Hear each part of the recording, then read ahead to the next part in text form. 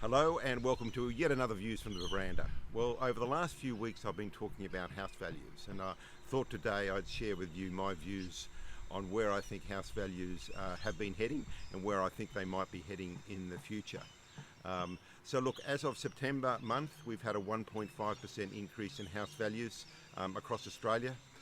If we look back over the last 12 months, there's been a 20.8% increase in house values.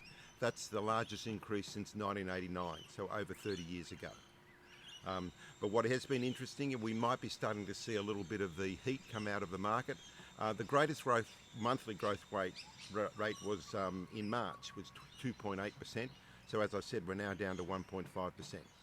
So look, we're not saying that house prices are coming off the boil, but they are starting to slow.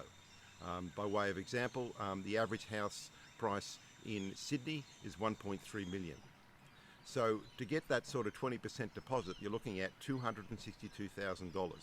So housing affordability is starting to come into play.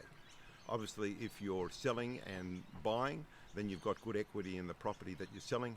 But if you are a first home buyer, we're starting to see that they start to fade as prices start to get out of their reach. And in fact, we're even finding now first home buyers actually taking investment loans. So they're actually buying and then renting, which means they're forgoing some of the incentives available to them as a first home buyer. So one of the big drivers of house values is monetary policy, and again the RBA kept the cash rate at that all-time low of 0.1%. So look, we're not seeing any change in that. I mean, the government and the monetary figures see that housing and construction is a very important part of getting out of this COVID issue that we've got at the moment. So I don't see them playing too much the interest rate game. But what you will find, I think, is APRA is going to step in and make lending a little bit harder. Currently, mortgage rates are as high as 5.6% compared to the previous 12 months, but people's income is only going up by 1.6%.